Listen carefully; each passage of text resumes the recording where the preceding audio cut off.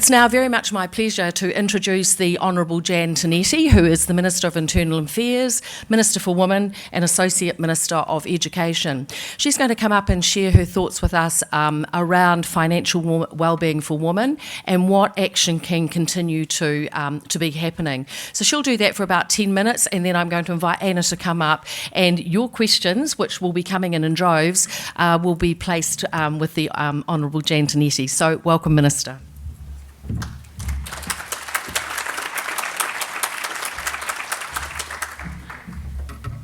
Tuhia ki te rangi, tuhia ki te whenua, tuhia ki te ngākau o ngā tangata. Ko te mea nui, ko te araha, tihei mauri ora.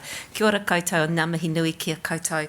Look, thank you so much for having me here today. I was truly very excited when the invitation came through and I said, let's make that happen. So I'm absolutely buzzing that I'm in a room of such wonderful people. And I'd like to acknowledge the Financial Services Council, Te Ara Hanga Ora, the Retirement Commission and all of your partners here today for the commitment to make this impactful change in women's financial confidence and wellbeing.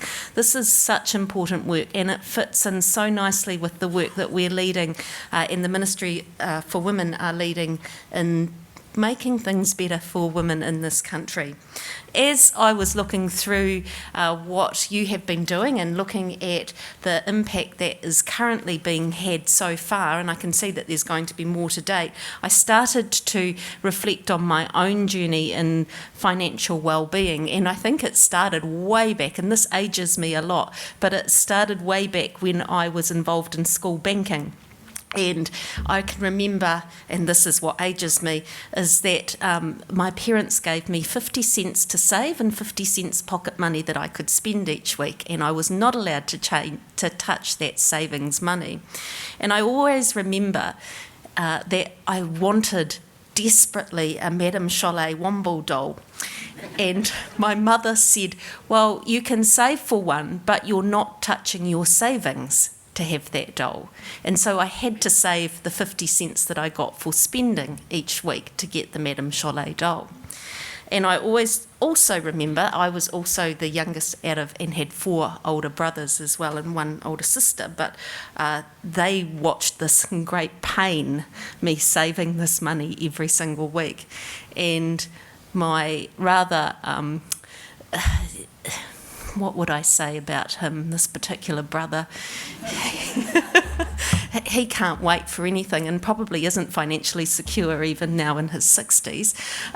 He just got fed up one day and put me in the car and took me to town. I'd saved about $10 and purchased this Madame Cholet doll and put the rest of the money in. I remember being really devastated that I hadn't saved for that myself the whole way through. It was really lovely of him to do that, but I can remember that being a really critical moment for me, is that I have to save that money. I have to make that myself. And so it was a real lesson. And one of the things that I've already picked up this morning, which with my Associate Minister of Education hat on, is how important financial literacy is in schools. And that's a good time to be having that insightful moment, because at the moment we're in a refresh of the curriculum. And those are conversations that I've been having with officials, is that when we're looking at a literacy and mathematics strategy, that we can't forget the financial literacy and how important that is. So that's work that we're going to be taking forward. So I know that that's a conversation that maybe we can continue on in that area. Look, going back to financial literacy for women, we know that there's a concern there for women. We know that women experience the world differently from men, and we know that when financial and economic shocks hit, as they are at the moment, they hit hard and they hit unequally. And for those in the more vulnerable situations that are impacted the most, they are women, older workers, Māori Pacific communities, ethnic communities, and culturally and linguistically diverse women and our youth. So this is why the government's employment strategy is focusing on improving employment outcomes for all New Zealanders through 7 targeted action plans that addresses the barriers that those groups are facing. Now, when I came to be Minister for Women in November 2020, there were only 6 employment action plans because there wasn't one for women. And I challenged that and said, why is there not an action plan, an employment action plan for women? The answer was that women turn up in every one of the other plans. And I said, I don't want to be a tick box in everybody else's plan. I have my own issues. I am a woman who has issues because I am a woman. And so does everyone else in those groups, and we need to look at that first and foremost. So I was delighted on June the 30th in South Auckland to launch Te Mahiri Whai Mahi Wāhine, the Women's Employment Action Plan. And this is the first time there has been a government plan with a specific focus on women and employment. The plan is a roadmap of actions towards a better future for women's employment in Aotearoa. It looks at the immediate and long-term actions needed in a changing labour market to get disadvantaged women into work and support them to stay in work. And it is important to me that it was written by women for women. That was really important for me. So my National Advisory Council on the Employment of Women, with partner organisations and Manatū Wāhine, the Ministry for Women, engaged directly with women in the community and sector groups in developing this plan. And that was so obvious at the launch in South Auckland with the women who had given up their time and the commitment to the plan. And they included people from South Auckland as well as women who had travelled from Gisborne and the Waikato and Northland. And it has been an absolute privilege to work alongside them. The action plan provides actions to improve employment pathways for women who are marginalised at work, particularly wāhine Māori, Pacific women, young and older women, disabled women, women who are former refugees and recent migrants, and women in the LGBTQIA+ community. It provides actions on pay transparency, pay equity and improving pay, implementing fair pay agreements, closing gender and ethnic pay gaps, access to driver's licences, childcare and digital connectivity, all of which have positive impacts on all groups of women. And I am absolutely committed to reducing the gender pay gap in Aotearoa, New Zealand. There is a persistent gap in pay between men and women, and it is not equal for all women. Now, it had been coming down, but it got quite stubborn, and the 2021 gender pay gap is 9.1% overall. The figure is much higher for Māori, Pacific and Asian women, and women with disabilities facing intersectional discrimination. Approximately 20%, and this is the figure I think for me that was the most shocking, approximately 20% of the gender pay gap in Aotearoa, New Zealand can be accounted for by the differences between men and women in education, occupation choice, age, type of work and family responsibilities. But the remaining 80% cannot be easily explained other than by behaviour, attitudes and assumptions about women in work, including unconscious bias and discrimination. 80%. While this gap has been closing, as I said, it has been stagnating. Until the pay gap is zero, there is much more work to be done. And that is why we are working on a program around pay transparency. That is a big part of the commitment in the plan around that, and we are looking how we can work together with business in that area. We're also working, and I'm going to be having conversations with Jane today about the retirement savings gap and the huge gap that still exists in this country and what we can be doing about it. But a big part of it is improving financial confidence and knowledge. And that's why I'm so excited to be standing here in support of the work that you are doing, because I think that it is a partnership. And I think that it starts with Action Campaign as a great example of what can be done to empower women to build financial confidence and improve wellbeing. I believe that by working together, we can take collective action to empower women and achieve change. This is about important work that you are all doing. It is about action the government is taking to close the gender pay gap and increase pay equity in Aotearoa, New Zealand. It's about partnership. And it's about my commitment to you, and here's my action, is to work through the work and the actions of the Women's Employment Action Plan. It's important to remember that men and women do not start out with these barriers to fair pay. That is why these collective actions by organisations such as yourself are so important. Together we can help close the gaps. Thank you very much for having me here today, and I'm really looking forward to discussing further what we can do to close these gaps. Nō reira, tēnā koutou, tēnā tātou katoa.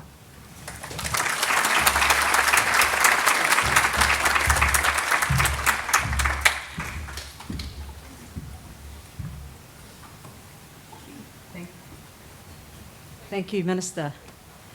And I've just been handed a copy of the Women's Employment Action Plan hot off the press, and it's very pleasing to see that Success Area 1, women are financially secure, with a number of clear actions and status against those actions. So look forward to reading a little more about this shortly. I think you call your brother. Just before I start, please keep your questions coming through to slido.com. I'll be checking those in a moment, but just to get us started, I think we call your brother an instant gratifier. And I'm not sure if he bought you the Madame Chalet doll for you or for him. so not sure what you're doing to annoy him. Just, I guess, touching on the schools thing, and we've talked a little bit about your history in education, and I, like you, started my savings journey through school banking. Do you think the kids of today suffer from our cashless environment? Yeah, I actually think that's a big part of it, that they can't see that. I know I've been a teacher for a long time. I started teaching in 1990, and I still call myself an educator first and a politician second.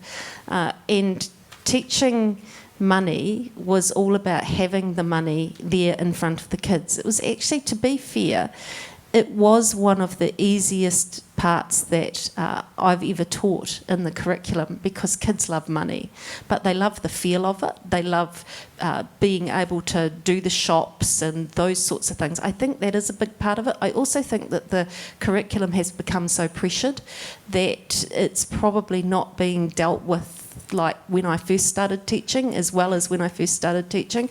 I also think it starts really early, and I was a primary school teacher, and I have to say that my classrooms, when I finished in 2017, weren't doing financial literacy as well as what we were doing, because the curriculum had become so crowded, and we need to really look at that in this refresh around what's important. And I know that financial literacy is incredibly important, so it's something I don't want to give up. Thank you. Look, there's a load of questions coming through. I'm not sure we're going to get through them all, but I'll start with this one. Please, can you update us on the progress being made around the government mandating pay gap reporting, gender and ethnic, and when will this take place? Okay, so that's the pay transparency work as well. So there's the pay gap reporting, pay transparency comes into that. Definitely that's happening in the public sector, and we're working with private sector around what that can look like. We actually, I'm working with the Associate Minister of Workplace Relations and Safety, my good friend Priyanka Radhakrishnan, who's just taken on this portfolio as of the last reshuffle a few weeks ago, and we have met, we have asked our officials to give us some advice. We have recommended we have accepted all the recommendations that were in the Select Committee inquiry into this area, and we've got an action plan that we're developing of what that will look like. So while I can't give you an exact timetable around that, we will be able to make an announcement around that within the next probably couple of months, to let you know what that will look like. It is really important work that we see will make a difference to women in the workforce. Fabulous, thanks. Well, we'll be looking forward to seeing that. Given the audience, obviously we're getting a lot of questions on KiwiSaver, and I know you're very fortunate in your role that you're in touch with a number of other ministers, but a couple of questions on KiwiSaver. Do you think we can head in a direction where couples can divide their KiwiSaver contributions equally between their accounts? And will the government likely lead the way for employers by continuing KiwiSaver employer contributions while employees are on parental leave? Yeah, so actually that's a really good one. That particular last one is, had a meeting with Minister Clark, who has the oversight in this area recently, probably in the last couple of months. I've asked him to go away and look into that. We had his officials in the room. I haven't seen that advice come back yet, but that's something that I'm pushing into. The beauty of my role as Minister for Women is that I get to advocate in those areas and get to push in, and so there's always, even around the cabinet table when there's discussions and something comes up for women, the look comes around to me straight away, because they know that I'm going to say, hang on, have you thought about? And I have to say that is the beauty of having the Minister for Women at the cabinet table. And the Minister for Women hasn't sat at the cabinet table for a long, long time. The fact that you can be there and have those discussions and bring that gender lens in is really important, which means that those discussions with the appropriate ministers can happen that much quicker. And so it's funny that that question came up, because I hadn't heard anything, and he's just moved into the office next door to me again with the cabinet reshuffle, and we share sort of a lobby into the bathrooms, and he just came out yesterday, and I said, where's that work about KiwiSaver, where's that at? And he said, I knew you were going to ask me that. He said, I'll get back to you, so it's coming. I love the way that you can ask your colleagues to do your work for you, and maybe I suggest putting a glass against the wall so you can hear what's going on next door to keep that moving. I've just lost another very good question around schooling, I think, and again it's the deep roots in education. Are we doing enough in schools to ensure we're preparing people from the very first days? There's an analogy that someone's raised here to Harold the Bus from a financial literacy perspective in primary schools, and particularly for our young female students? If I'm going to be honest, I'm going to say no. At this point in time, we're not. And that's part of the work that I have commissioned around the curriculum refresh, because I think that is critically important to financial well-being later on in life, and it needs to start from the word go. I'd say before 5, actually. It's in early childhood. I've seen some great stuff happening there, but I might just jump in, sorry. Your answer is no. Why do you think it's taken us so long to take action? I think, again, I go back to the fact that the curriculum gets so crowded and people get so purist when they talk about mathematics and literacy, and that's what they focus on, and they don't focus on what that looks like in the real world. That's been a huge issue in education for a long, long time, and it's that translation into real world needs to happen, and we need to do that. This is stuff that we've known for a long time, but when we have big focuses like we've had in recent times on the literacy and mathematics, we forget about what that's going to look like when people use that and young people use that in the real world. We need to get better at that. And we've got a question here around, we used to be able to upskill at night school. This stopped back in 2009. Could this and should this be reconsidered? Yeah, that's actually work that we've committed to, that looking into getting that back started again, but we do want to make certain that it does have a translatable into real world focus as well. So that there's still ongoing work. It's not my area, it's Minister Hipkins' area, but I support it 100%. It does cross over. Fabulous. And just one more, coming back to KiwiSaver retirement schemes, and we know that Minister Clark's working on this, but maybe another idea to throw his way is a retirement scheme that's specifically for women, that reflects their lives and experiences. So maybe if you can pass that question through to him. Definitely pass that on. I'll send you a list of these good questions which we could pass to him to work on. I've got another couple of questions here for you, actually. So pick a card. Pick a card, any card. I haven't got my glasses on. Okay. So I'll make one up then. What's one thing you would tell your younger self about money? Oh, I actually thought about this the other day. When I started teaching in 1990, my father strongly advised me to go into government super. I knew better than that back then, and said, no, I'm not going to do that. And that's the biggest regret that I have around finance. Right, and then just to wrap it up, thank you for your questions that are still coming through. I will share them with the Minister and we'll work through and get some responses back via Clarissa. If someone gave you $100,000, what would you do with it? I know what my husband would do with it. It wouldn't be what I would do with it. The question was, what would you do with it? Yeah, I would look at it. I would go and talk to a financial advisor and I would look at investing that money. Thank you very much. Is that the right answer? Thank you very much. Are there any financial advisors in the room that the Minister could meet for coffee shortly? Thank you very much for your time and thanks for your questions.